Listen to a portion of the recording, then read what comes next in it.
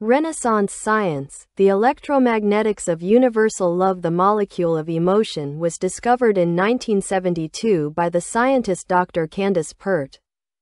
It was found to be the same molecule that existed in a primitive creature millions of years ago. The evolutionary difference between the primitive life-form molecule and the human molecule was that the human one vibrates much faster. It can be considered that this evolutionary speeding up process might be caused by the fractal expansion of the universe. This proposition can be accommodated within the lost classical Greek music of the sphere's life science. The Harvard-NASA Astrophysics High Energy Division Library recently published papers arguing that the classical Greek worldview was based upon fractal logic. The major difficulties in carrying out research into fractal life science is firstly, that it has been declared heresy, and secondly, it challenges the physics law governing Western scientific culture. That physics energy law demands the destruction of all life in the universe when the universe's heat radiates off into cold space.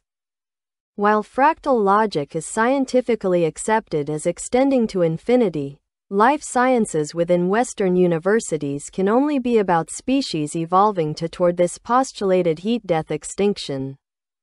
The pagan basis of science once argued that infinite geometrical logic linked the evolutionary process to the functioning of an infinite universe, and once again religious dogmatic science is on the defensive. The Jesuit priest Teilhard de Chardin absolutely refuted the omni-power of the physics law of total extinction now governing Western technology.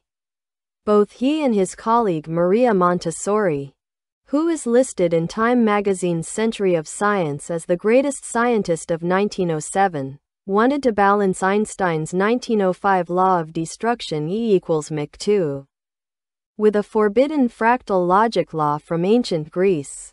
De Chardin's work was denied publication during his lifetime by the Roman Holy Office, and the law basic of the destructive ethos went on to be referred to by Einstein as the premier law of all science. Montessori was working with Alexander Graham Bell and Thomas Edison on ideas about how electromagnetic forces might be influencing young schoolchildren in order to develop creative abilities distinct from parental or dogmatic church input.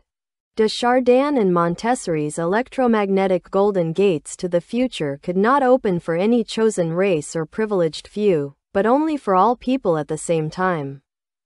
The Science Art Research Centre in Australia wanted to locate a pragmatic electromagnetic example of this humanistic fractal logic functioning in nature.